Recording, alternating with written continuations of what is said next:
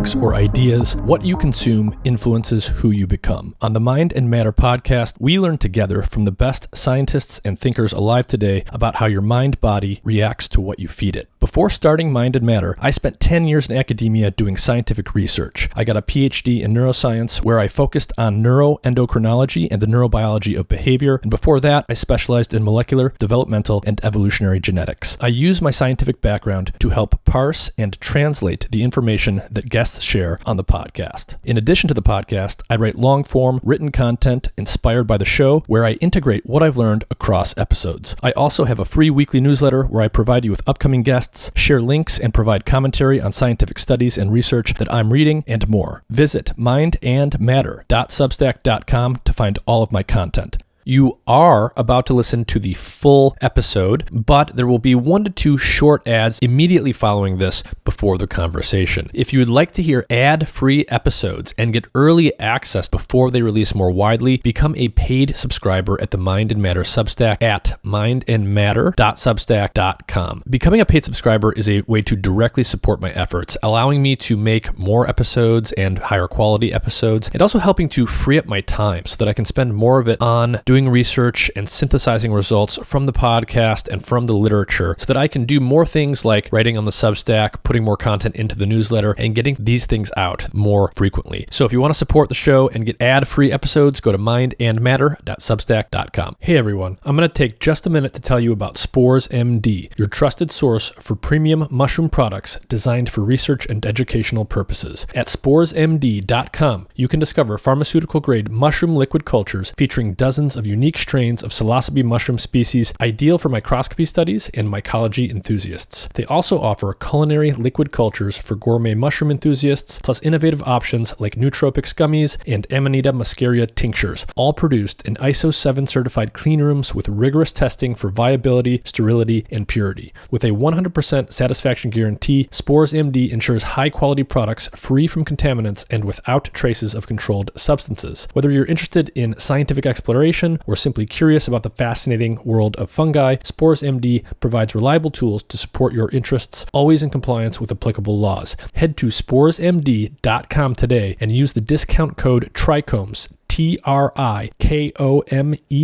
for 20% off your purchase today. So go to sporesmd.com and check out what they have.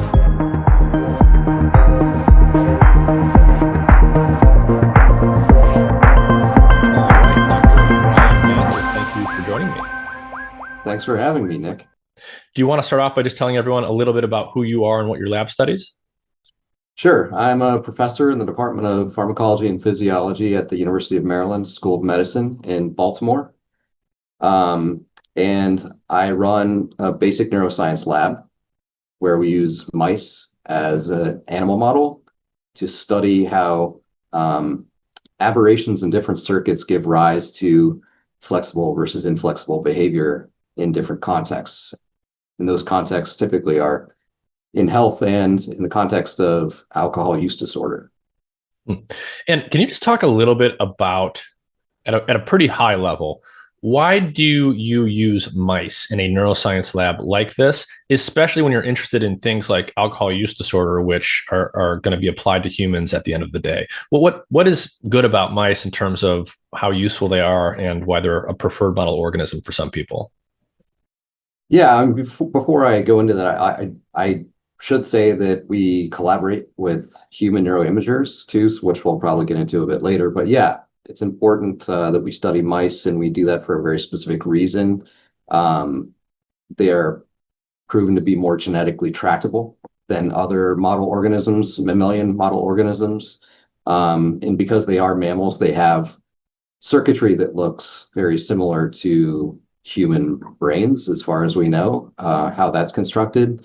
And they can perform tasks, not quite as well as some other mammals like rats or monkeys, but we can do a lot more in terms of neurons specifically going in and targeting, manipulating, and monitoring specified circuits to relate that activity to behavior. Mm-hmm. Yeah, and so people might actually be a little surprised. Mice can do fairly sophisticated things. They can figure stuff out, everything from navigating mazes to solving fairly simple puzzles, but they can do fairly cognitively sophisticated things. And as you said, they're genetically tractable, so we can manipulate their neurons. We can look at individual neurons in certain parts of the brain. You can manipulate those neurons, control what they're doing. And so you can really go in and tinker with the system in ways that help you disentangle what it's actually doing. That's exactly right. And we're going to talk about the cerebral cortex and some interesting and maybe special parts of the cortex in mammals.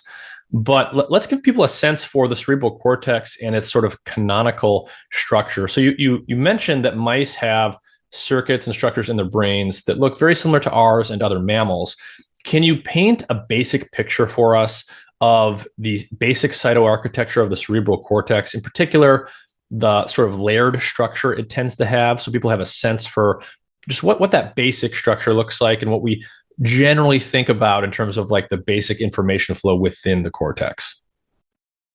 Sure. So the isocortex, also called neocortex, is a 6-cell layered structure in both mouse and human brains.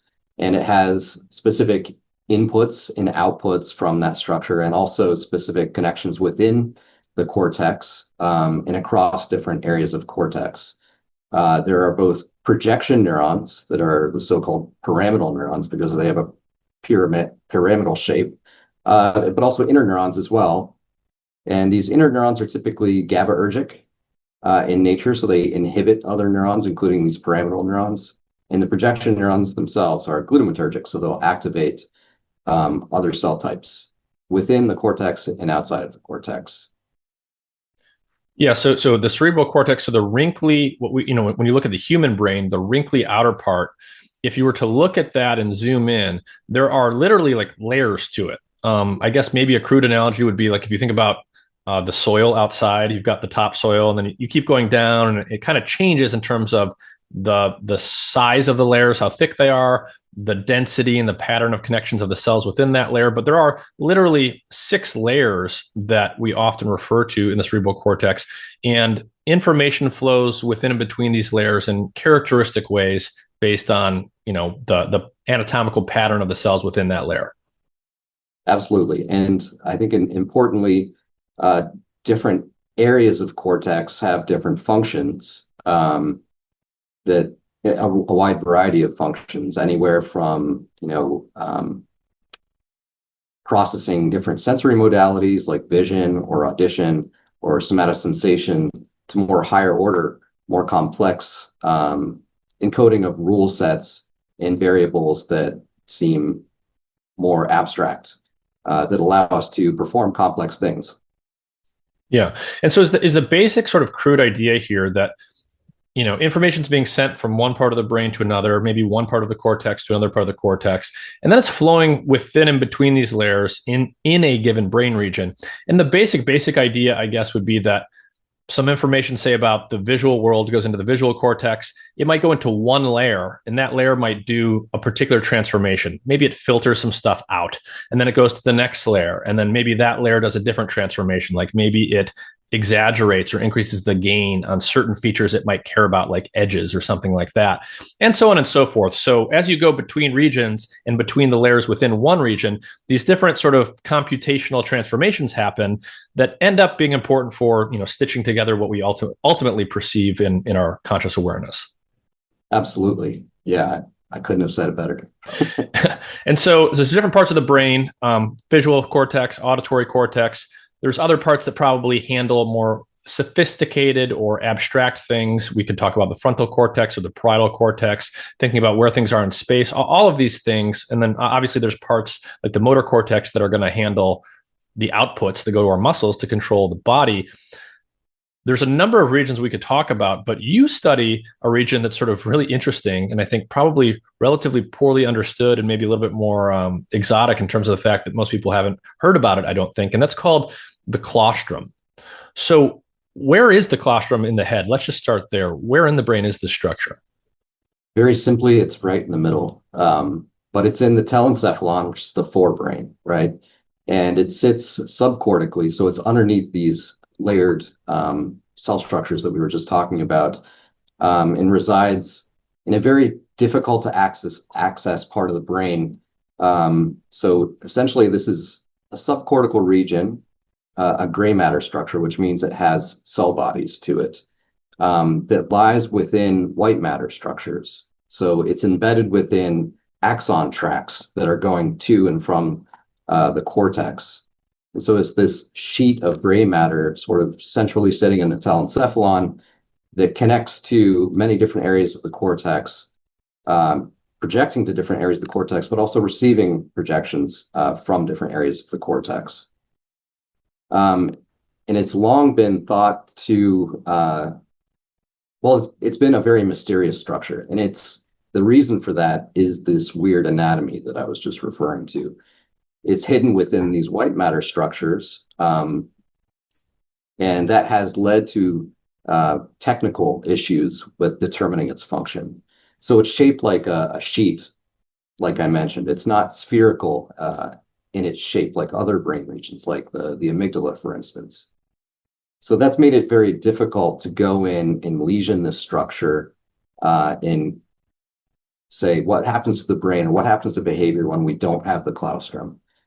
Because when you go in and you lesion, it makes a spherical hole in the brain, and that hole will incorporate white matter structures that are surrounding the claustrum, which may be projecting to different areas of the cortex or subcortical regions or brainstem that have nothing to do with the claustrum at all.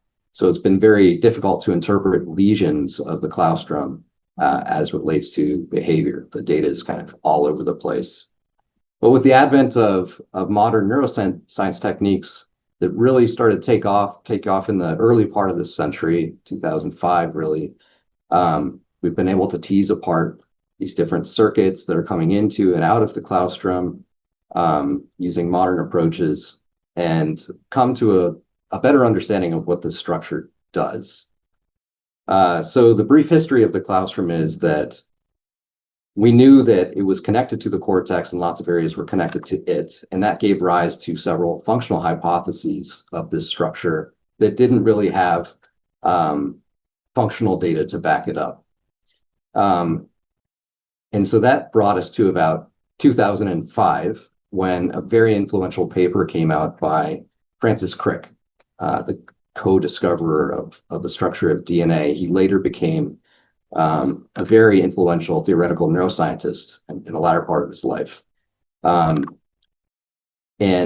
going off the principles in biology of structure leads to function or form follows function, he hypothesized that because the claustrum is sort of centrally located in the telencephalon, and it has these connections out to many parts of the cortex and many parts of the cortex projecting it, that it could be subserving a sensory integration rule and might be solving this, quote, binding problem that exists in the brain. How do we stitch together information from different sensory modalities to make sense of the world, to make a unified conscious perception of the world?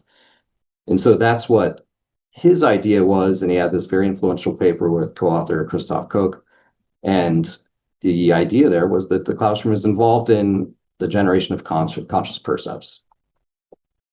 So that ignited the field or reignited the field, but at the same time, it tagged the claustrum with the C word, consciousness, which has led to both interest and dismay in the neuroscience field, because understanding consciousness is equivalent to understanding the universe. It's very difficult to tackle and conceptualize. Right. So a few important things going on here. One, the claustrum has been famous for some time because Francis Crick was talking about it. He was talking about it in very, he thought it might be a very important structure for some of the more, sexy parts of the brain that people want to understand, consciousness being one of them. It's got this really interesting anatomical connectivity pattern. It's connected to lots of different structures. So this automatically makes one think, okay, if it's connected to many different things, maybe it's got some sort of integrative role. It's binding things together. There's lots of things you might theorize from that kind of anatomical structure. But at the same time, it's at kind of this weird and awkward location in the brain. It's a subcortical structure, so it's beneath the cortex as you travel outside into the brain. It's tucked down there. It's not a well isolated little sphere or circle that you can go in and perturb and break to see what goes wrong. It's surrounded by all of these axons and pathways connecting all sorts of other parts of the brain that may or may not even be directly connected to the claustrum. So people really haven't been able to use what are normally sort of like the first set of tools you would use to discern basic function, which is to go in and lesion, as you said, go into this structure, break it without breaking anything else and see what goes wrong. That really hasn't been possible because of this sort of awkward anatomical location and form that this brain structure has had. Yeah, terrific summary. Exactly right. And so can you talk a little bit more about its connectivity pattern with the cortex and other structures? It sounds like at a crude level, it's sort of connected to everything, or at least many things. And, to what extent is that true? Is it connected to all parts of the cortex truly? And are those bidirectional? What does that connectivity really look like at more of the cellular level? Well, it really depends on what species you're looking at.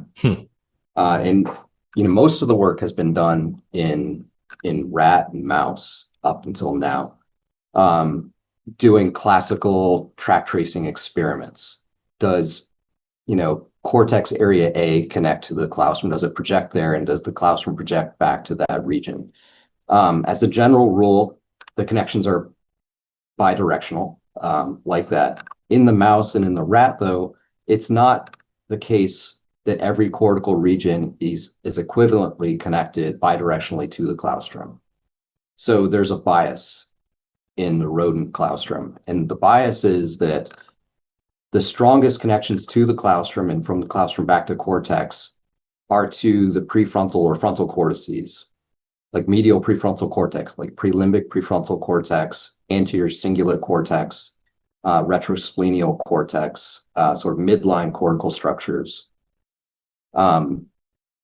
In the human, we were able to use functional magnetic resonance imaging, fMRI, to look at resting state functional connectivity. And using that data, it appears that the claustrum is much more widely, quote, functionally connected to different areas of cortex than in the rodent. And then in the monkey, we knew a lot less until this past year, where this tour de force study came out in Cell by a group in China that basically did everything we've done in rodents over the past 20 years in a single study. So they did classical track tracing studies to look at many, many different areas of cortex and how it's connected to the claustrum bidirectionally. And it looks like the connectivity has expanded widely compared to rodents towards more of what we see in humans with functional connectivity in the scanner. Mm-hmm. So basically, over time, it used to take dozens and dozens of studies to figure out sort of piece by piece, these cells project to this area, these cells project to this area. Modern techniques were sort of used, and they could map sort of all of the connections in the rodent claustrum. And indeed, they confirmed all in one shot, sort of all in one paper, all of the ways that we can look at these things today, what connects with the claustrum, and it's connected to all sorts of things in both directions. So it's sending projections to places and then also receiving projections from those same places it's sending its own projections to. Right, exactly. I think an important point to be made here is that right where we stand, right, what you just summarized is basically our understanding up until 5 years ago. Mm-hmm. A lot's going in and a lot's going out of the claustrum, and that sort of like opens up the doors quite widely to functional hypotheses, right? What we didn't know was, what is the input-output map like? So imagine the claustrum is like Grand Central Station, right? You have a lot of trains coming in, you have a lot of trains going out. But the fact is that with a train station, some trains go into the station and go out to a specific target. And now, what we know now, after a couple of studies that were performed in mouse, there's a specific pattern to the inputs and the outputs. The inputs don't go to the claustrum and then go everywhere. They go to specific places. Got it. Okay, so it has this really interesting anatomical pattern in terms of its connections. They're often bidirectional. they're going to many places, but there's a method to the madness. It's not going literally absolutely everywhere. There's a more refined anatomical logic there. These things have been unpacked pretty recently in terms of our ability to really see this at a finer grain scale. And so, this activity pattern, again, it immediately suggests lots of interesting ideas because, we can talk about multimodal integration and the binding problem and all these things, but it is connected to a lot of places. The connections are bidirectional. And so it immediately suggests that something important is probably going on here. And it's probably not just like one transformation or one sensory modality or one thing. There's probably some higher order, more integrative function here. But of course, the anatomy itself can't tell you that. You have to start taking the anatomy and then doing functional tests. Yeah, that's exactly right. And it goes back to, something I said earlier that in the rodent, the connections that predominate are those arising from, higher order cortical regions, those regions that are processing really complicated things. Yeah. Not lines but rather variables, rules. Right. So maybe, an animal might be figuring out a maze or something, and it's using its visual cortex to handle the visual information. The stuff, visual stuff comes into the retina, it goes to the visual cortex, the first parts of it, and it gets sort of like processed and elaborated on until more abstract things come from that, and they get integrated with other sensory modalities, with what we like to think the mouse is thinking about, or what we might call the rules the mouse is starting to discern. And basically those higher order things that get computed, that's more the stuff that's going to the claustrum, not the low level, more basic sensory information. In the rodent, that is correct. Yes.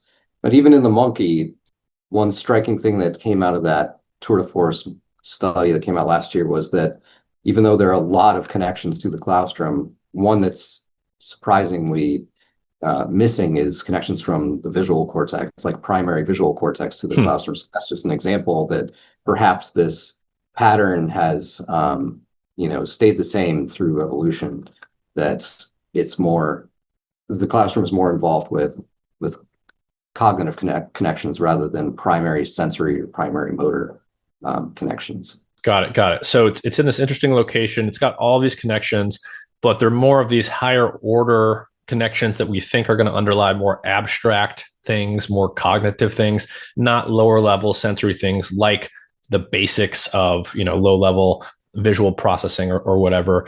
And so we've got these tools that allow us to make these anatomic maps in certain species like rodents. And now we're going to think about like, okay, well, what's actually going on here and what's actually happening functionally? How do you guys start to approach a problem like this in rodents today with the technology that we have? How can you actually discern, and manipulate and watch what some of these neurons in the claustrum are doing?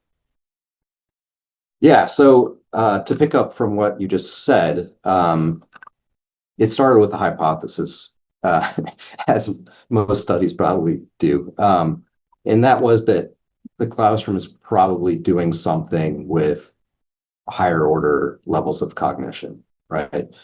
So we had animals perform a task, mice perform a task that's very difficult for them. And I'll get into like how we manipulate the circuitry in a second. But what we had them do was basically look at 5 different holes on a wall.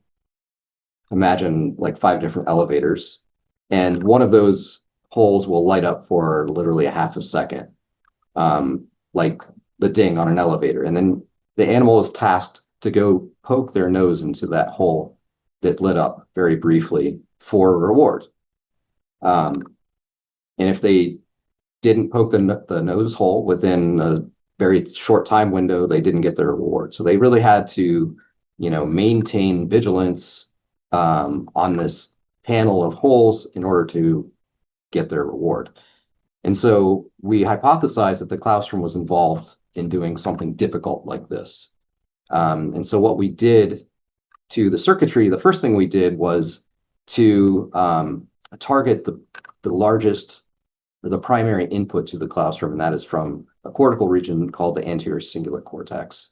So what we did was to express a light-sensitive protein in that pathway so that when we shine light specifically on this pathway, we could turn off the activity of this pathway that normally excites the claustrum.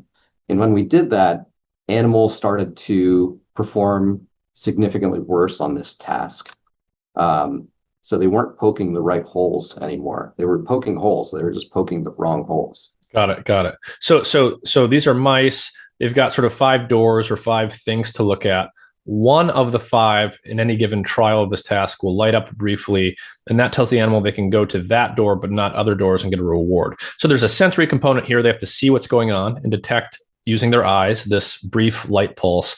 There's a memory component here, because then they have to remember which one the light was just on and go to it. And then obviously there's a motor component. They have to move their body over there. And while this might not seem terribly difficult to us, this is pretty darn difficult for a mouse to do. And importantly, it's not just a visual thing. It's sort of integrating motor, sensory, and visual in this case. And so it's higher order in that sense. These things have to be integrated.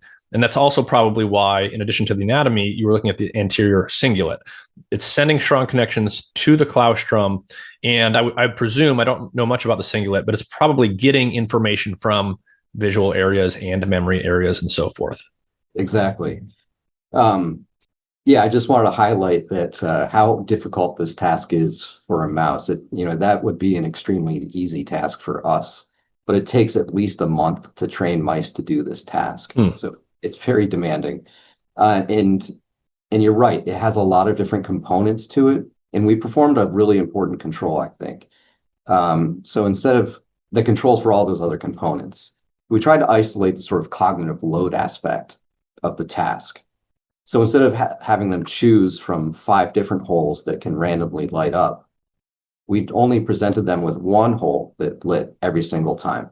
So it's a very simple stimulus response based task. I see the light, I'm just going to poke that hole. There's no other variables like 4 other holes that might have gone off. Animals were able to perform that quite well. And when we inhibited this pathway from the anterior cingulate cortex to the claustrum, they performed that just the same. So it seemed like that pathway was not being recruited for the simpler task where, you have all the same sensory integration components involved. Got it. So if you've got 2 tasks, they both involve looking at something, remembering something, and then moving your body towards something. You have to integrate all of these things. If it's really easy to do that, you've just got one place that lights up and then you go to that every time. You inhibit the anterior cingulate projection to the claustrum, nothing happens. So whatever information is going from the cingulate to the claustrum doesn't really seem to matter much for an easy task like that. But then if you just make the task harder, so it's essentially the same task, it's got the same features, but it's much more demanding because now you've got 1 out of 5 that might light up and it changes each time.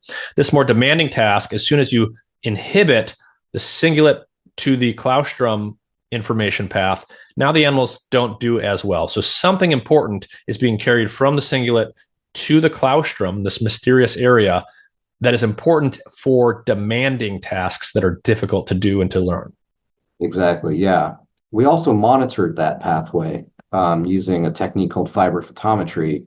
So instead of expressing a light-sensitive opsin that will hyperpolarize or silence those neurons, when these neurons activate normally during the task, calcium comes into these neurons and binds to this molecule, GCAM, and that releases a photon that we can detect using a fiber in the brain. So we also detected the activity of this pathway during performance, and the activity of that pathway increases right before the light goes off. So there's some preparatory signal, some predictive signal coming from the anterior cingulate cortex to the claustrum that we saw during that complex 5-choice version of the task, but we saw a much lower signal on that simpler 1-choice version.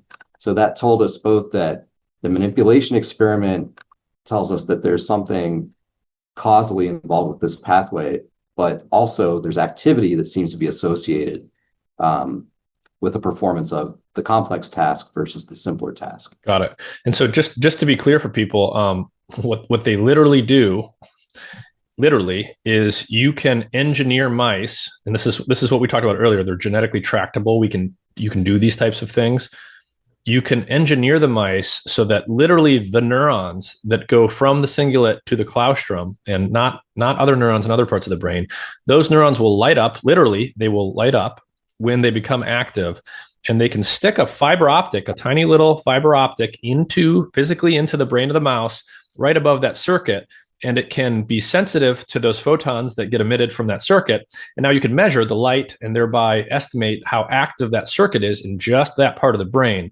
What you're saying is when you did that, you had them do this demanding task. They got to keep track of which of the 5 doors the light goes on for. They've got to remember that and then get their reward. This circuit from the cingulate to the claustrum lights up, literally lights up, when the light over the door with the reward goes off. So it very much looks like the type of signal where that part of the brain is sort of thinking, okay, that's where the light was. I have to remember that and go to that one. Yeah, something along those lines. Yeah, it's difficult to interpret exactly what the signal is encoding, but it seemed associated with, the cue that initiates the motor response responsible for the animal ultimately getting its reward. Yeah. So you see that signal in that circuit for the difficult task. You can inhibit that circuit. You can sort of turn it down or turn it off, and the animals don't behave as well. So it sort of lights up at this interesting time in the difficult task, but not the easy task. And if you mess with that signal, the animal's behavior is messed with as well. So it seems to be functionally relevant. So the cingulate, it seems to be sending something to the claustrum that's important for the animal to do a cognitively difficult task. That's exactly right. And I think, where we went from that study was to ask the question, well, if this major pathway is doing this, sending a signal, this preparatory signal to the claustrum, is the claustrum itself responding in that way? Because, like I said earlier, that receives a lot of different inputs. So what is the claustrum itself doing? So we did basically the same thing as I just described, but instead of monitoring and manipulating this major input to the claustrum, we monitored and manipulated the claustrum itself. And we were able to do that using a genetically engineered mouse that expressed an enzyme Cre recombinase specifically in the claustrum. And then we were able to express the opsins that allowed us to inhibit claustrum neurons and allowed us to monitor the activity of those neurons selectively during the same task. Yeah. And so what did you guys find there? What is the claustrum doing in this context? We found it was doing exactly the same thing as in the other context. So there was greater activity of the claustrum in the complex 5-choice version of the task, diminished activity in the simpler version. When we inhibited the activity of the claustrum in the complex version, they started to not perform as well. But when we inhibited the claustrum during the simpler version of the task, they did just fine. So that really pointed us in the direction that the claustrum has something to do with, complex cognitive load related tasks. And based on its connectivity, we started to think about more broadly, more globally about the brain and how the claustrum might be organizing or orchestrating different areas of the cortex for complex cognitive load dependent tasks. And, with some other ideas that were out there in the field, we really centered on this idea that the claustrum is performing a cortical network organizing function that might be necessary for mammals or any other species to perform complex tasks. And that is something, it became a question that was amenable to human experimentation. So at that point, we really started to endeavor to study the claustrum in human brains and have people in the scanner perform similar easy versus complex tasks while monitoring the structure. Yeah. So if we step back for a sec and connect this to like everyday life, everyone's got experiences where, we might do something that's very easy or that we're highly skilled at, that we've done 1,000 times before. And we can kind of do those things on autopilot. They're no longer demanding for us. If I'm driving my car through my own neighborhood, I know the streets already. I can have a conversation with someone and operate the vehicle at the same time. But, if I go to the highway and there's more traffic and I'm in a new city I've never been in before, it's much harder for me to have that conversation or do something else, like change the radio. I have to really pay attention to the road. It's more demanding. you could imagine at a very, very high level that the more demanding task is naturally going to require more of my brain, more of the cortex needs to be sort of pointed at that task, so to speak, than the one that has been, learned over and over and over again and can be done on autopilot. So that's kind of sort of what we're talking about here. The claustrum seems to be evolved in these more cognitively demanding things that require more effort and attention, something that would be more difficult to do and just require more focus. It seems to be dispensable for more easy tasks that are just easier to perform and not as complicated. And at the same time, we've got this problem where, okay, you guys saw the signal from the cingulate coming to the claustrum. You saw this connection to the more demanding task.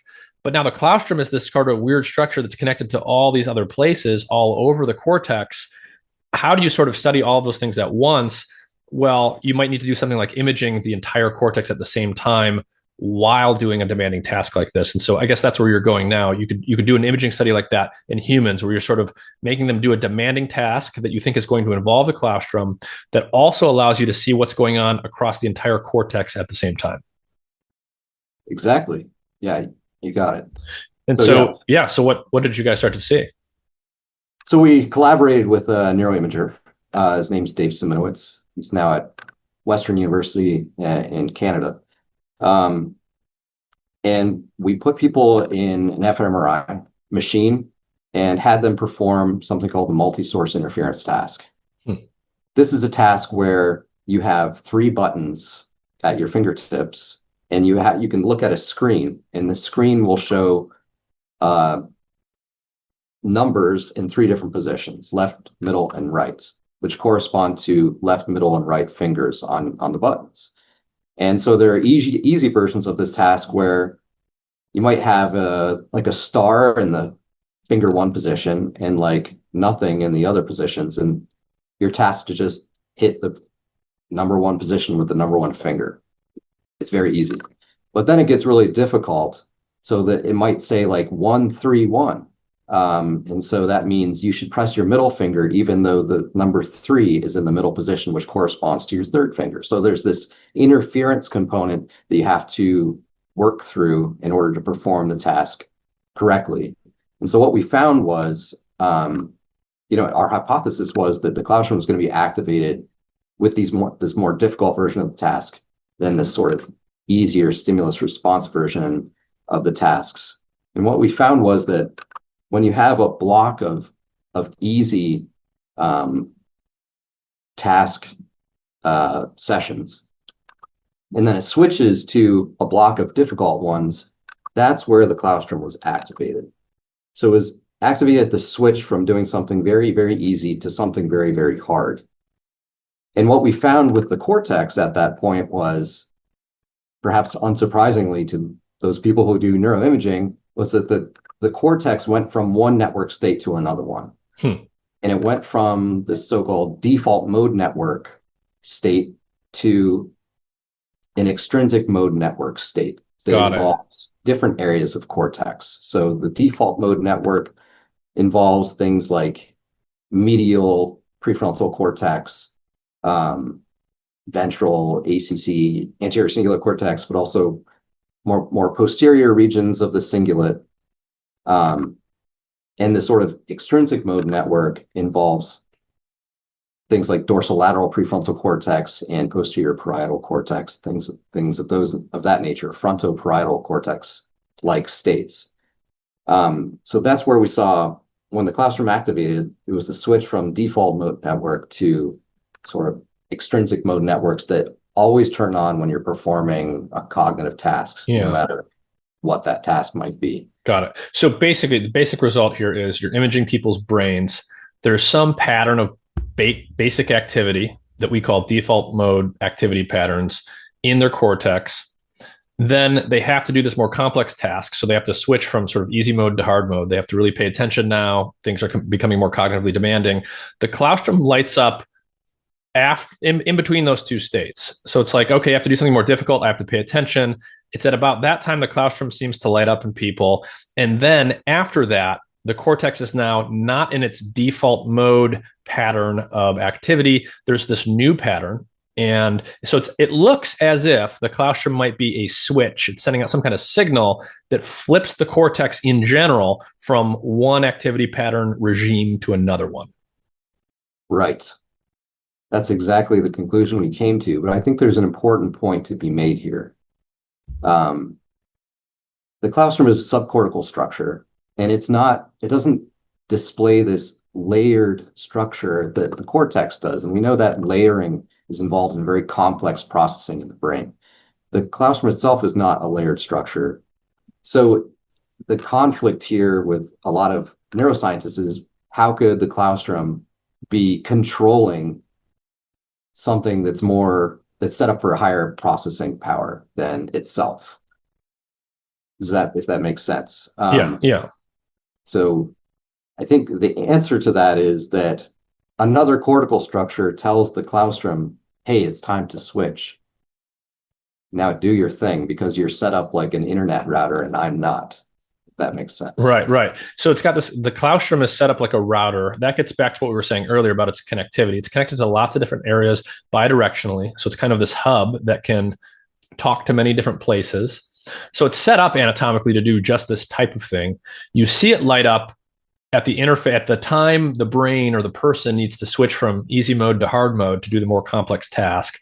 It certainly looks like this structure is lighting up as a way to flip the switch in the cortex somehow, potentially receiving an instruction from another part of cortex to do so. But it's at this interface between easy mode and hard mode when the people have to do the more complex task. And do we know anything from animal studies about more specifics on the connectivity? So when you're looking at connection patterns from cells in the claustrum to the cortex, is there any sense for like what parts of the cortical microcircuit they're actually plugging into and what sort of activity is there? Is there some big burst of activity that comes out of these things in rodents that might literally kind of flip a switch into a different activity regime in the cortex? Do we know anything about the actual spiking activity in rodents from claustrum to cortex? Yeah, there was a study that came out a few years ago by Jesse Jackson, and he was at Janelia. Jesse's now in Canada. He has his own lab. He did this really influential study showing that when you activate the claustrum, interneurons in the cortex are activated quite powerfully, in particular parvalbumin interneurons, which are known to inhibit these projection neurons in the cortex. And also, they themselves are involved in inducing certain frequencies in the cortex. So what he saw was when recording activity in the claustrum or in the cortex, that was medial prefrontal cortex in rodent, when you activate the claustrum, you get this dip in cortical activity. So that, you can quite simply say the claustrum inhibits the cortex, but after that dip, something interesting happened. There was a rebound effect where firing of pyramidal neurons went above their baseline and then came back. And we think this is due to the fact that we and others have shown that the claustrum innervates the cortex, activates these interneurons, but it also activates these pyramidal neurons. So I think there's a sort of a biphasic effect when you activate the claustrum. The initial thing is activation of the interneurons. That effect predominates initially. You get this silencing, and then you get this overshoot activation effect. And this is different across different areas of the cortex, but that's the general theme. And so I think we've interpreted this as the ability for the claustrum to take different areas of cortex offline briefly at the same time, and then allow them to come back online together. Got it. So yeah. So the idea would be, so the claustrum is projecting to inhibitory interneurons in different parts of the cortex. So these are neurons that are inhibitory. So they're going to make other neurons more silent. If you transiently silence those and let them come back online, one way to start to think about that is it could be a mechanism to make different anatomically separate parts of the brain act coactive together at the same time. Because when sort of you flip the switch on the parvalbumin interneurons, you're dampening their activity and they sort of rebound and come back online.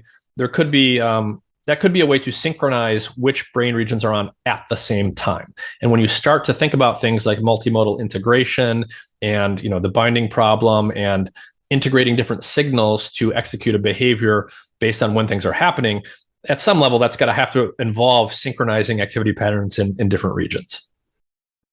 Exactly right. So, whether that synchronization is involved in solving the binding problem or just, organizing networks is unclear. But, I think going back to the original idea of Crick's idea with the classroom is involved in generating conscious perceptions of the world.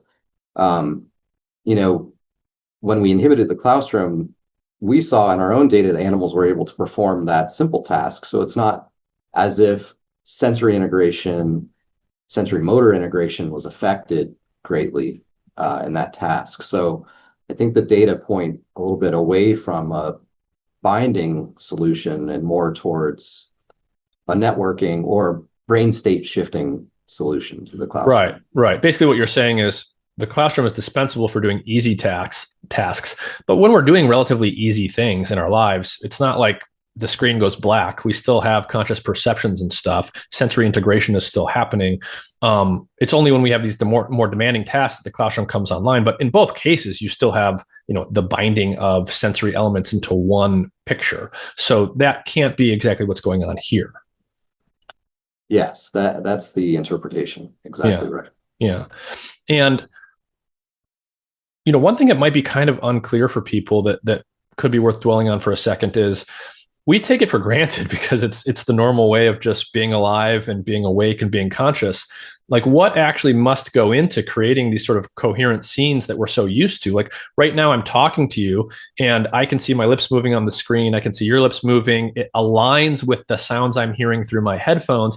Everything lines up, but it's not as simple and automatic as you might think from everyday conscious experience, because all of the signals that I get from you, Brian, when you speak, like they're not all arriving in my brain at the same spot at the same time. Like the visual signals and the auditory signals and other things are coming into different places at different times. So somehow all of that stuff needs to be aligned after it gets into my brain. And it's very tricky to think about exactly how that actually happens. Absolutely. I certainly don't have a solution for it. Okay, so we're going to talk about the claustrum a little bit more, but we're also going to talk about some other things that you study in the lab, including the effects of alcohol and psychedelics.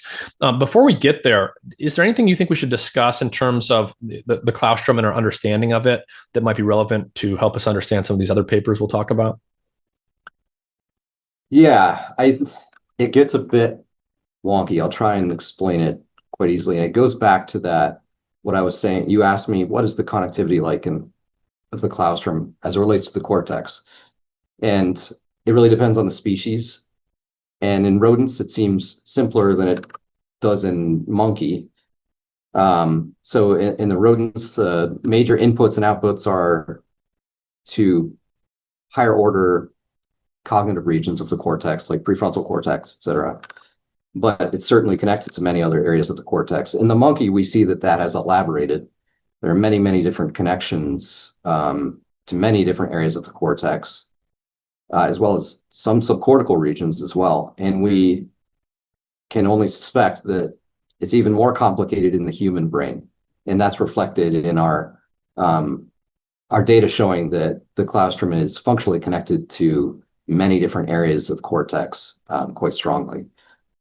So there are differences between rodents and humans. And so our hypothesis of claustrum function shifts when we're thinking about rodents versus humans because of this elaboration of connectivity. And so the more recent human work that we've put out and are currently trying to get published posits or has posited or hypothesized that the claustrum may be involved in any switching of network states. And in that way, we can assign a role to the claustrum, and that role is a cognitive control role. Because essentially, when you're controlling cognition flexibly, brain states are following that, right? And so if the claustrum is a sort of router that's involved in that process, it's it's a participant in cognitive control. Yeah. And so the hypothesis became that the claustrum may not only be involved in difficult cognitive tasks, but a variety of different cognitive tasks, and maybe tasks that don't require you to interact with the external world, but rather internally as well. Right. So maybe it's not about difficulty per se. Maybe it's more about switching between different regimes, which are important for different types of tasks. Sometimes they might be switching to the regime that's important for the cognitively demanding task, but maybe you might need to switch to a different regime that's not. Right. So you can imagine if you're performing a task where somebody asks you, do you remember the word I said 4 words ago? That's a particular task where you're engaging with an external source, like the experimenter, and it's a working memory task. And what we find in that task is that the claustrum is activating at the initiation of this working memory task. But comparing that to tasks where somebody has to just think internally about something, where you're not engaging the extrinsic mode networks that allow you to engage with the external world, but you have a task to take care of just internally, find the claustrum is also activated in that case.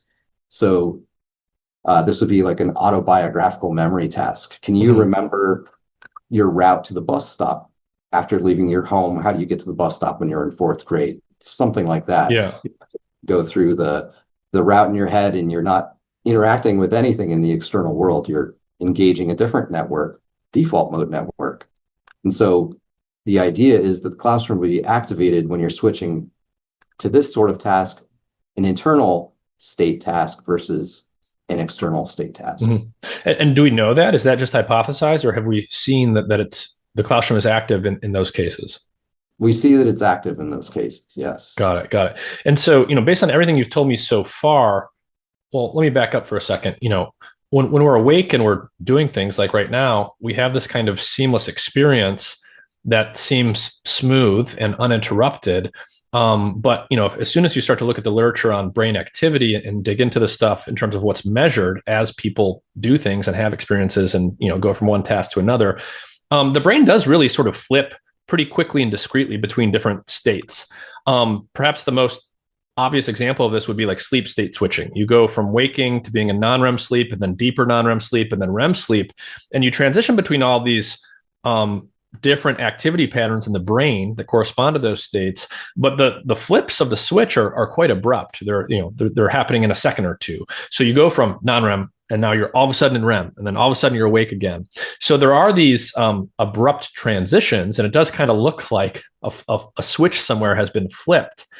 Do we know? So based on those things, based on what you've told me about the claustrum so far and how it's active at the switch between a non-demanding and demanding task and these other things, is it also active at transitions from, say, sleep to wakefulness and those sorts of transitions where the global brain state is suddenly shifting from one regime to another? Yeah, this is a great question. And going back to the guy who, discovered that the claustrum is activating these interneurons, Jesse Jackson, he is sort of examining what the claustrum is doing in sleep. And we know that in sleep, the cortex synchronizes sort of broadly. Right. You might, based on what I told you, that the claustrum in waking states is synchronizing these different brain regions that sort of culminate in network states, that the claustrum might be involved in the synchronization of cortex during sleep states. And that's what, he's finding. He would argue that it's playing an important role in the processes that are involved in sleep, like memory consolidation. So I think there are transition states from wake to sleeping states that are noted. I think there's a lot more work to be done there to figure out what the role of claustrum is in mediating those transitions. Yeah, interesting. And it's just worth saying for people explicitly, there's times when all of the parts of our cortex are kind of in sync with each other. We fall asleep, and once you're in sleep deeply, most of the brain is asleep all at once at the same time.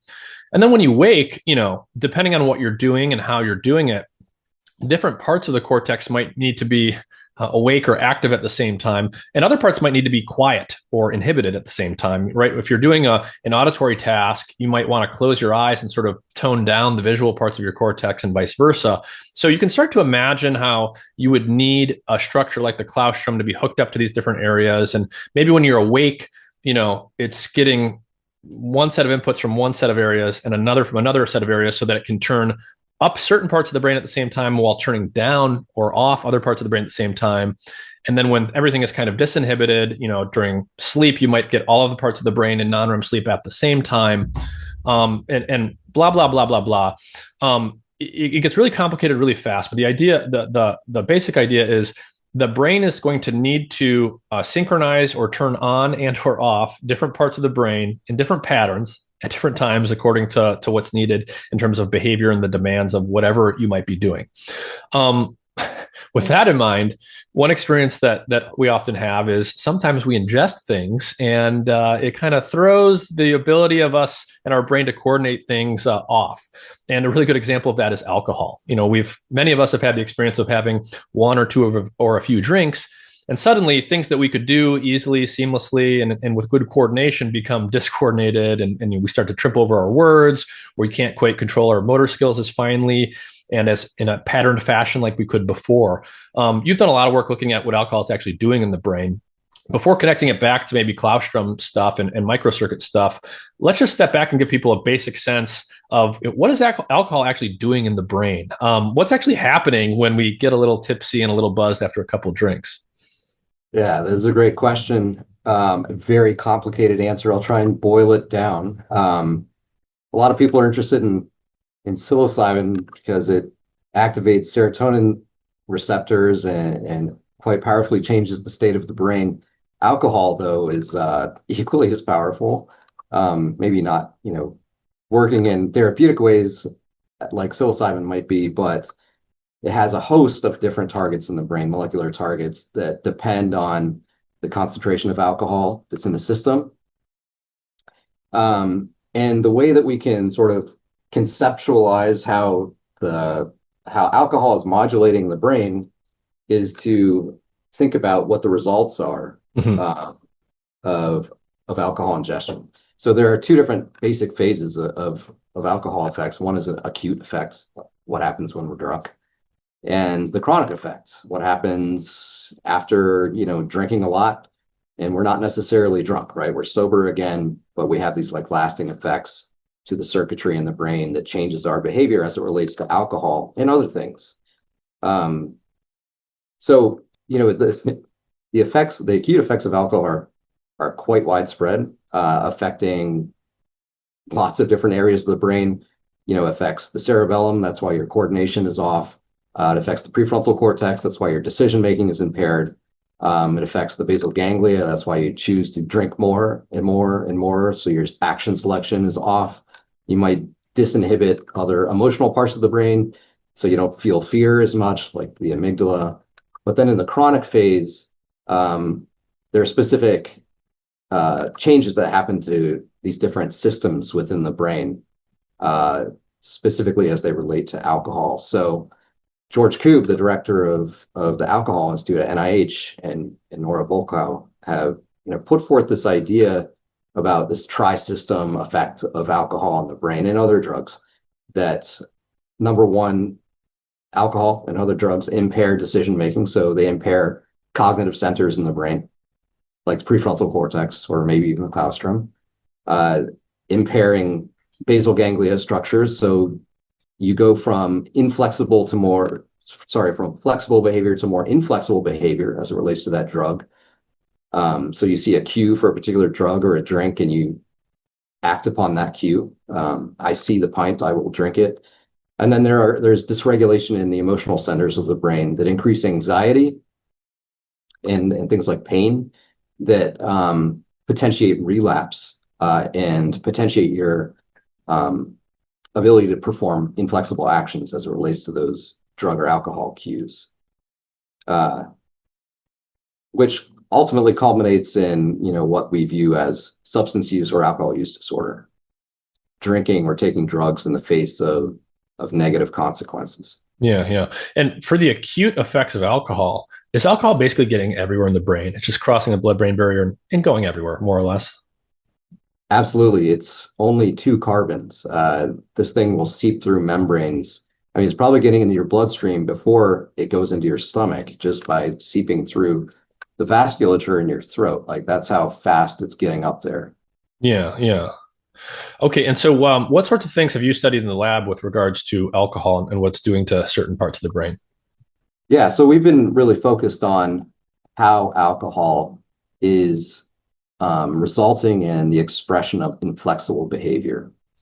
Hmm. And that has, in the sort of first, decade of running this lab, we focused on the basal ganglia. The basal ganglia is a series of subcortical structures in the brain that process cortical information to help learn and select for actions.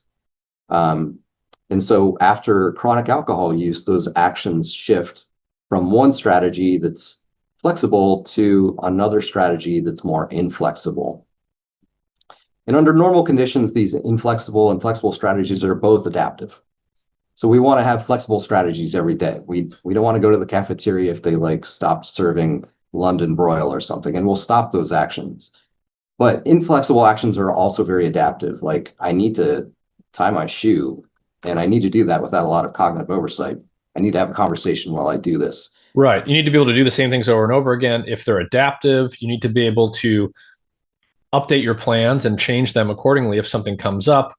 I guess where you're probably going with this is the inflexible behaviors can become maladaptive if we stick with a plan that's hurting us and we're not, going off of it at some point. Yeah, that's exactly right. And that's where people find themselves in this, this cycle of performing actions that aren't good for them.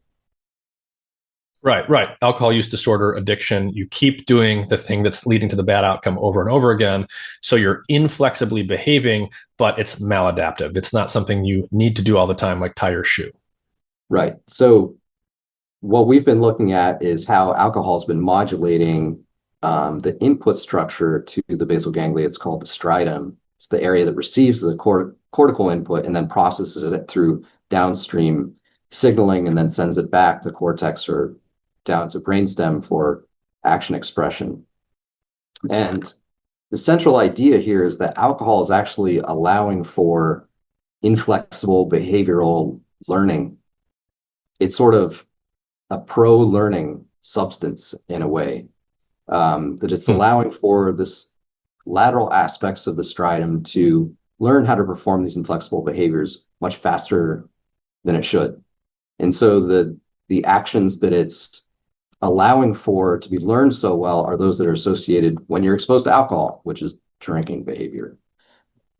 Got it. So the idea would be that when an individual is drinking, they're actually messing with the striatum in a way that is causing it to sort of overlearn the behaviors associated with the consumption of the alcohol or the acquisition of that reward. And then you sort of get stuck in the inflexible state where you're just executing those behaviors over and over again, despite negative consequences later on. Exactly right. So we dove into the mechanisms there, and it's really complicated. But to summarize, we've been looking at a particular neuron type that exists in this lateral part of the striatum that doesn't exist as much in sort of medial aspects of the striatum that are involved in flexible behaviors, and looking to see what the effect of alcohol is on this particular interneuron population. And so the first thing we did was something very simple. We asked, well, if these neurons are in the sort of inflexible part, in this part of the striatum that encodes inflexible behavior, alcohol must be acting upon them in a way to induce this inflexible behavior. So it must rely upon those neurons, right? So we selectively ablated these interneurons, and it only represents less than 1% of the neurons in this structure. So we're able to use a virus that induces apoptosis essentially in these neurons alone in mice. And then we had mice drink alcohol, and we tracked their drinking. And then at the end of several weeks of drinking, had them perform this sort of quote compulsive drinking assay. where instead of just drinking straight alcohol, we put quinine into the alcohol, which is a bitterant. It's also the thing that's in tonic water. It's what makes tonic water taste bitter, but there's no sugar in their alcohol, like our gin and tonics are full of sugar. So they don't like tonic, right? They don't like this bitterant. So they'll stop drinking under normal circumstances. But the animals that were drinking for weeks, they don't care. They'll just sort of compulsively and flexibly drink through this quinine adulterated alcohol. The animals that are lacking these interneurons, they did not drink straight through that adulterant. They were able to flexibly say, hey, this is gross. I'm not going to drink this anymore. So that told us that these interneurons were causally related to the inflexible drinking behaviors that arise after weeks of drinking alcohol. Got it. So there's particular interneurons in the striatum, and they seem to be important for learning to be inflexible with respect to this behavior, to keep doing this behavior compulsively despite negative consequences. You can get rid of those neurons and you get rid of that behavior, which, that's kind of what you want to do if someone is in the maladaptive state of continuing to do the compulsive behavior that's leading to too much drinking. Is there a way to keep those neurons intact and reverse this? Can you train animals or do some kind of functional manipulation that allows you to erase or diminish compulsive alcohol-seeking behavior without destroying the circuit? Yeah, so this is where it gets more complicated. I mean, you don't want to just ablate those neurons. You probably will affect your ability to learn other behaviors that are adaptive, right? Right. Like, let's say, playing a scale on the piano. I mean, yeah. Or going to work every day or whatever. Right. Yeah. Walking across the street and having a conversation. So we look deeper into what alcohol is actually doing to these neurons without, ablating them. And what we found was something that we didn't expect. It was sort of outside our wheelhouse, so to speak. We looked at the inputs to these neurons to see if the activity that drive or inhibit these interneurons is affected by chronic alcohol exposure. And so these interneurons, are activated by the cortex, and we found that connection is unaffected. But what was affected was inhibition onto these interneurons. And inhibition onto these interneurons comes from two other parts of the brain, one within the basal ganglia and one within the thalamus.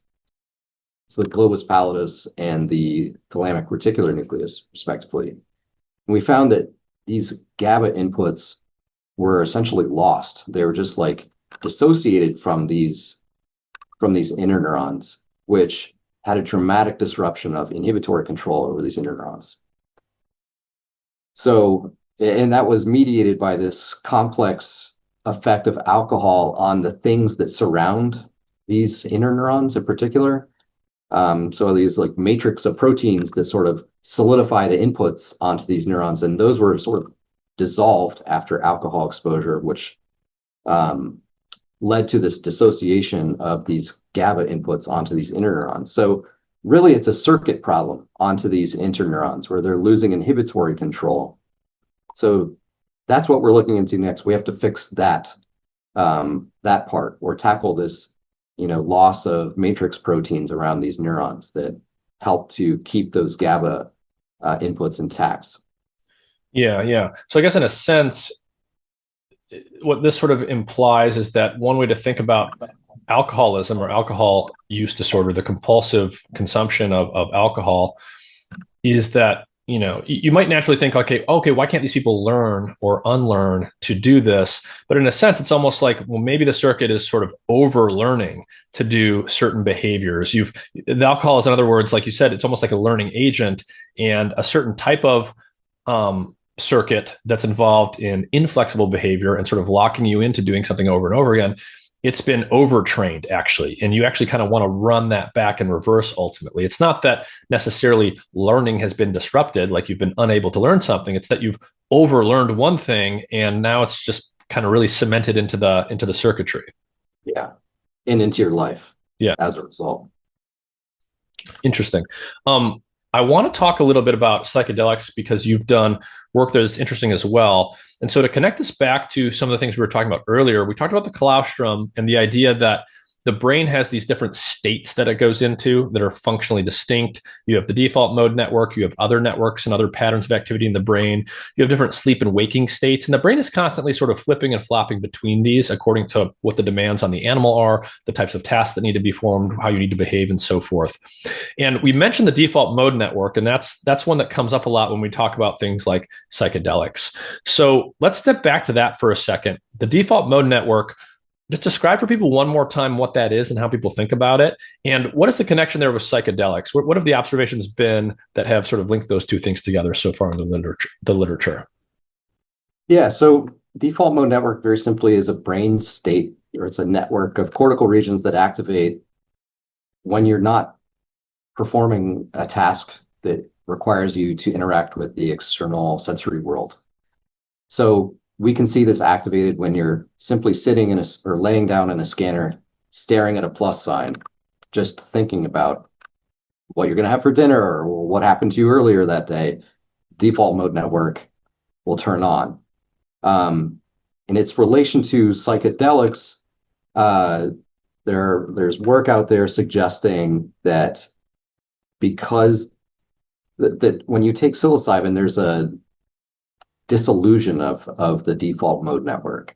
And the interpretation there is that the default mode network, because it's activated when you're sort of self-reflecting, that it's sort of a sense of self network. And that when you take the idea is that when you take psilocybin, you sort of dissolve this sense of self in a way and open yourself up to other inputs, or have you value things differently, or consider the associations you have with certain things differently than you would have before. If that makes sense. Yeah. So the default mode network, it's a pattern of activity across the brain. And you tend to see this network active when you are not engaged with the external world. I'm not engaged with an object outside of my body. I'm not engaged with a task where I'm looking at a screen out here. It tends to be active when we are thinking, daydreaming, thinking about ourself, our sense of self. We're engaged with our, internal life, so to speak. Exactly. Yeah. Right. So psilocybin and psychedelics tend to disrupt that network. They tend to disrupt this default mode network. And people think that this has to do maybe with their therapeutic benefits. This might be one way that they're allowing people to reevaluate their sense of self, to think about themselves in a new way, to consider and reassociate or disassociate different associations they might have in their mind. You can immediately think about how that could be useful in a context of depression or substance use disorder where certain associations are too strong, and so on and so forth. But this one mode of the brain, the default mode, is what you see when people are not engaged with the external world and when they are engaged with the internal world. And this default mode network seems to be disrupted in interesting ways by psychedelics like psilocybin. Yes, but I will say that it's not just the default mode network. Basically, like all networks are disrupted by psilocybin. And then going back to the Claustrum, we found that the functional connectivity between the Claustrum and these different networks is also drastically altered in ways that are, much different than what happens under normal conditions. So things like, extrinsic mode networks, like frontal parietal network, is also disrupted in addition to the default mode network. So, a lot of things are happening when you're on psilocybin. And I think that the default mode network interpretation of its explanatory value of what it's doing, perhaps therapeutically, is captured a lot of attention because it's very intellectually engaging and has a lot of perhaps explanatory value to it. Yeah. And I guess when you think about it, it is sort of captivating in the sense that people are like, oh, default mode network, the sense of self. I lose my sense of self on psychedelics. It's sort of it feels nice that we might have an explanation there. But then if you stop and think about it, you're like, well, wait a minute. Psilocybin doesn't just change my sense of self. It changes everything. It changes the way I engage with the external world as well. And what you effectively just told us is it's not just affecting the default mode network. It's affecting probably every network we could look at under any number of circumstances. And it is kind of like, well, duh, of course it does. It's getting into the brain and it's going to affect every type of processing we have. Certainly, if you've ever experienced psilocybin, that's going to be a pretty unsurprising statement. Yeah, absolutely. And, getting down to the pharmacology, the active ingredient of psilocybin psilocin doesn't just activate, 5-HT2A receptors. Right. And 5-HT2A receptors aren't just present within default mode network regions of the brain. So it's activating lots of different serotonin receptors, you know, including 5-HT2A, which exists in other systems outside of the default mode network. So just looking at, psilocybin's effects through a 5-HT2A receptor lens, it has to be involving other networks and brain regions. Right, right, right. And have you looked at the effect of psychedelics with respect to the claustrum specifically? Yes. So in collaboration with Dave Semenowitz and Fred Barrett at Hopkins, we imaged people in the scanner fMRI, and challenged them with a relatively lower dose of psilocybin, 10 milligrams, and found that networks dissolved, but the functional connectivity of the claustrum with these different networks was drastically altered, and the integrity of these different networks themselves was altered in a way that related to the functional connectivity of claustrum to these different network regions in the cortex. And the other thing that came out of that study was if we look at the claustrum in particular, using that imaging approach, we saw a decrease in these so-called amplitude of low frequency fluctuations in the claustrum, suggesting that what psilocybin is doing is having this inhibition effect on the claustrum itself. And aren't there some observations out? What are the observations out there generally in the literature from like the EEG and the fMRI literature on what psilocybin does to sort of global cortical brain activity? I've heard a lot of people say that in general, we sort of see a dampening or an inhibition of activity, that overall activity seems to go down in the cortex. Is that generally true? And does that kind of start to fit with what we know about the claustrum and how it works through inhibition? I think it's kind of all over the place, depending on Yeah. what sort of data sets you look at. Some data suggests that what's happening is just an increase in chaos in the cortex, an increase in entropy. If you look at single cell results, like using electrophysiology and brain slice preparations, you'll see a dramatic increase in excitatory transmission onto neurons in the presence of a 5H, like a serotonin receptor 2A agonist.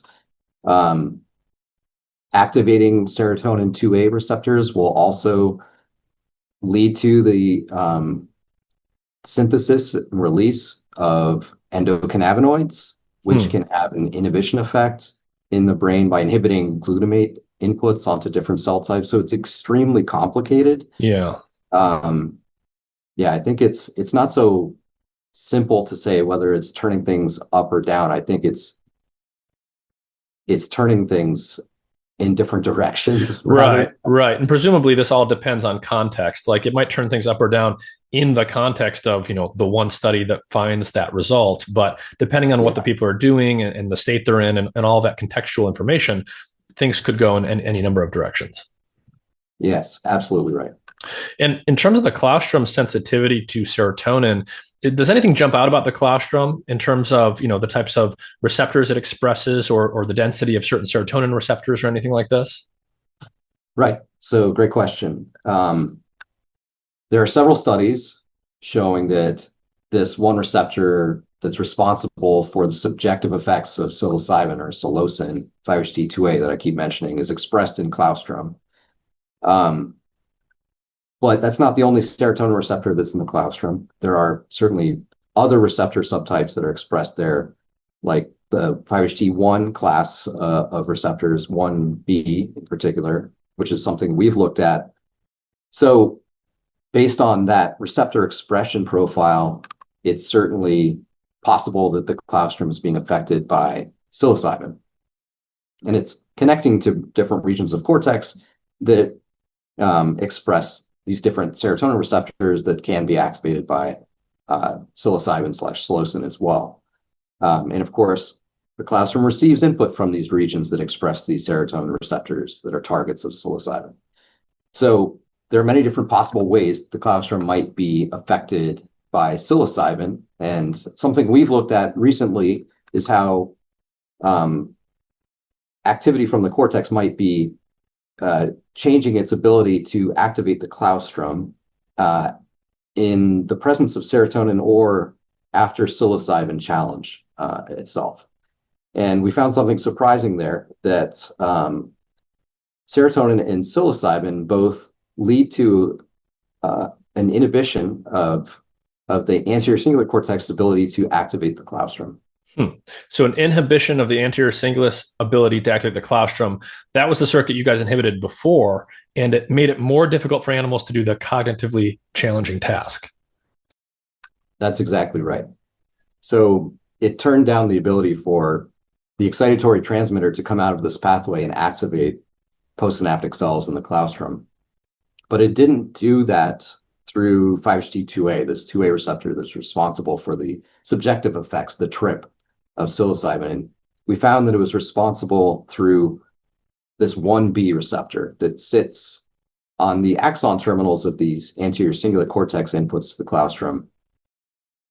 And the really interesting thing we found there was that, if you wash serotonin onto a slice, it depresses the ability for these ACC inputs to activate the claustrum. But if you simply inject animals with psilocybin and then make slices and look at the synapse, this activation is suppressed. But even 24 hours later, we found that this effect was still present, which suggests that this psilocybin modulation of glutamate release in this pathway is not simply an acute effect that might be longer lasting. And taken together with our results of showing that the claustrum may be involved in cognitive network effects, that perhaps this synaptic effect that we identified might be contributing to longer lasting effects on network states after you've taken psilocybin. Right. And that's interesting because, so what you're saying is cingulate cortex goes to claustrum. That's the pathway that seems to light up and be important for the ability of an animal to do a cognitively demanding task, where its brain needs to switch from one mode to another to do that more demanding task. That pathway, when you guys inhibit it, disrupted the ability of animals to do that more demanding task. You then do separate experiments, and you found that psilocybin sort of dampens that pathway as well. That depends on the serotonin 1B receptor. So not the 2A, the so-called psychedelic receptor, but the serotonin 1B receptor. And that's not just an acute thing. In the presence of psilocin in that circuit, you see it even if you wait about a day, and the psilocin is presumably no longer there. But that dampening of that cingulate to claustrum pathway, that still persists a day later. And then, of course, that immediately makes you think about the persistent therapeutic effects that psilocybin seems to have. The fact that you give it acutely, but people seem to be different chronically for longer periods of time. Yeah, that's exactly right. And if I may, I want to go back to something you said earlier about, you were describing very well about how the claustrum is involved in changing these network states. And you can imagine that you might need to change these states all the time. And it seems very seamless, right? That might be your claustrum working properly. Right. You can imagine that your claustrum is not working properly. Those transitions might be difficult, and that might result in what manifests as cognitive dysfunction. Right. Which is present in a wide variety of neuropsychiatric disorders, right, like depression, schizophrenia, addiction. So disruption in the claustrum might be contributing to cognitive effects in these different neuropsychiatric disorders. And the role for psilocybin then might be to help sort of reset what's going on in the claustrum to enable more flexible control of network states. Right. And, I'm speaking a little loosely here, but, there's different states the brain can be in. Roughly speaking, that corresponds to different chunks of the brain, the cortex being active or inactive at the same time. So presumably, certain combinations of regions being active in certain ways, can be adaptive, and behavior is sort of normal. We can perform tasks and do things in an adaptive fashion. But if those, chords of the brain are out of sync with each other and being played in the wrong or inappropriate combinations, you might think, well, maybe that's what it is when someone has schizophrenia and they're hallucinating, and that's interfering with their ability to adaptively perform their life. Maybe that's the difference between a pleasant and seamless, insightful trip and a bad trip where you feel, completely disorganized and terrified. Perhaps it has something to do with a structure like the claustrum, either being able to coordinate different parts of the brain normally and seamlessly, or however you want to describe it, and being more discordant and putting, parts of the brain together that shouldn't be active at the same time, or something like this. I suppose these are all possibilities, but we definitely need to look more into it to see which one of those, might hold some water. But certainly, cognitive deficits are widespread in neuropsychiatric disorders, as are network disruptions. Yeah. And there's a strong, association between what brain regions turn on and, when. For normal cognition, and those disruptions correlate with the degree of deficits in these different neuropsychiatric disorders.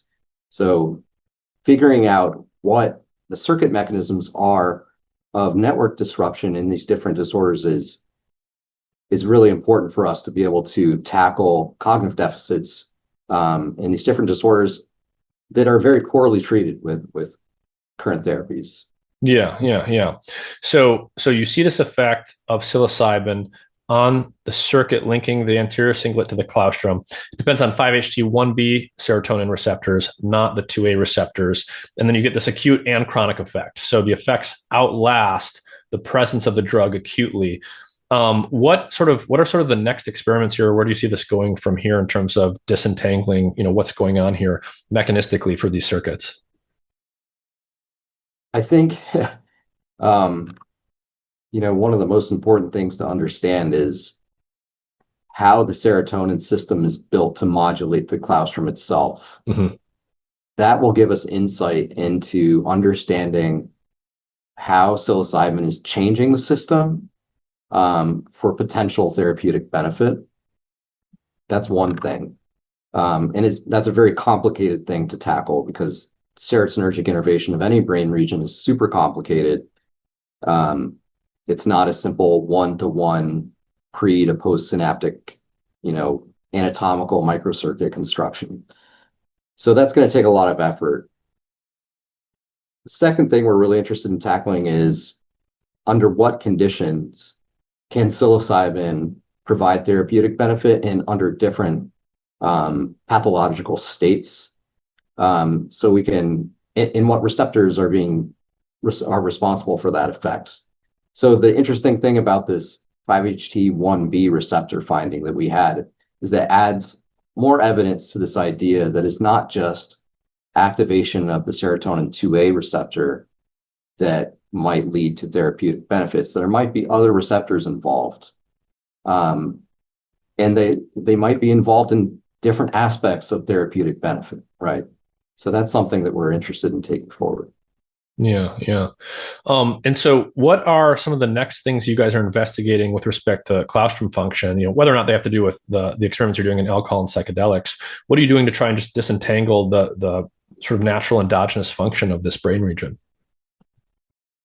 Well, the thing we're concentrating on most right now is the effects of chronic alcohol on the claustrum, but we just started another study trying to understand some of the basics of the claustrum, and that goes back to this, the clear difference that people see in the expression of these different network states in the brain.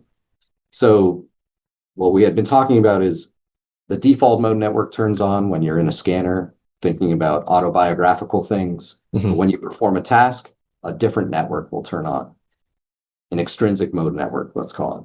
And these two networks are strongly anti-correlated in the brain. So one will turn on and the other one will turn off, and vice versa. And, when that anti-correlation muddies, you get cognitive deficits. So we think that the claustrum might be built to allow for this anti-correlation effect.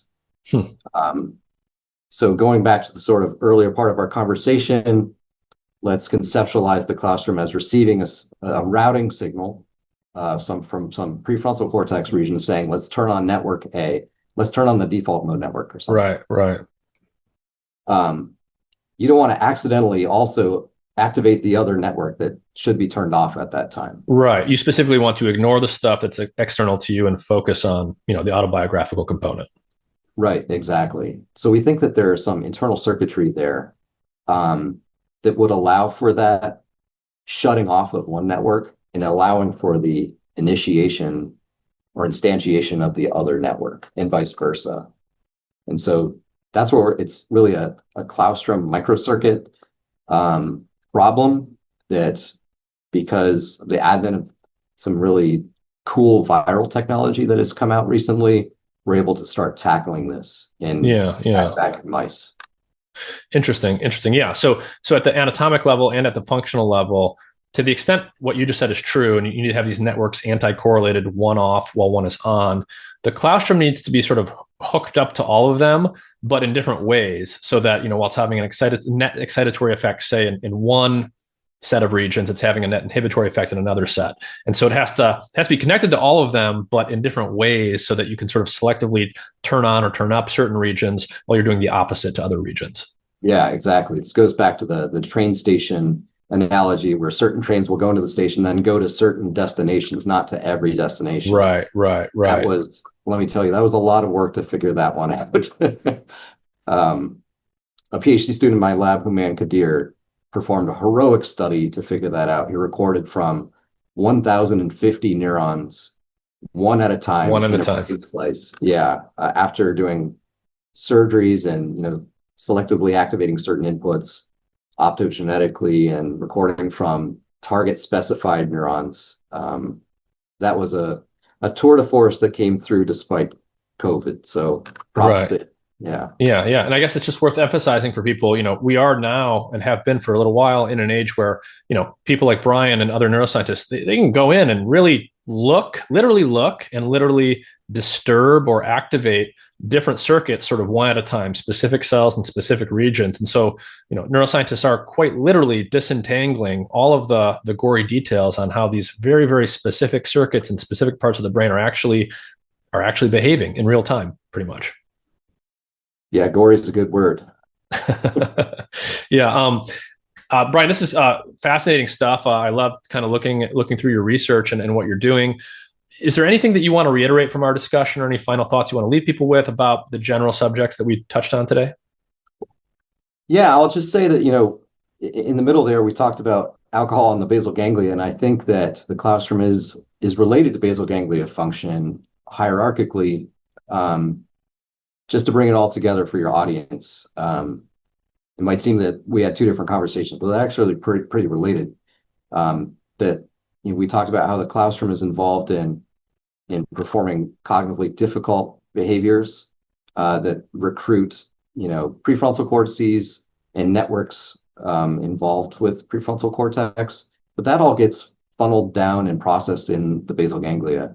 And so the way we conceptualize this is that the claustrum in rodents, at least, is involved in cognitively demanding tasks and performing action strategies that demand flexibility, and that process might be affected by alcohol, which would further contribute to the expression of inflexible behaviors, simple stimulus response behaviors that can be performed without the claustrum or in the face of claustrum dysfunction secondary to alcohol exposure. So that's really what we're looking into now, is basal ganglia mediated behaviors while manipulating claustrum in the ways that alcohol does. So we're trying to model what's going on and come to a sort of broader systems interaction view of what's going on in health and in response to alcohol exposure. Yeah.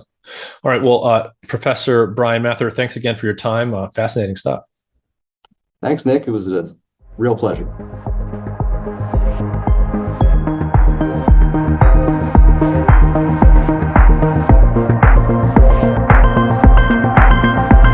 Hey, everyone. A great way to support my efforts is to visit my support page at mindandmatter.substack.com. A link to that page is in the episode description, or you can search for it on the Substack page itself. The support page has an up-to-date list of my affiliate partners. These are companies I work with, and if you buy those products through those links or using the discount codes provided, those will get you a great deal on a variety of products related to optimizing physical, metabolic, or mental health and vitality. These are all products I use myself, and some of them are directly related to podcast episodes or formulated by Mind and Matter guests. For example, there's a great product called Keto Citra, formulated by a kidney biologist who is on episode number 186. It contains the ketone body BHB together with several minerals in a precise ratio formulated with kidney health in mind. There are also links to products like physical technology devices to track your metabolic health, digital applications to help you find and learn about food and consumer products, and more. One product I use every day is the AquaTrue water filter. I recommend this to everyone because it gets everything out of your drinking water: heavy metals, microbes, endocrine disruptors, microplastics, you name it. Other charcoal or gravity-based filters that a lot of people use don't get everything out, they just get some of the stuff out. So I really like the AquaTrue product. You can look for a link to my affiliate partners on my support page or directly in the episode description to this episode, or you can go to mindandmatter.substack.com to find it there.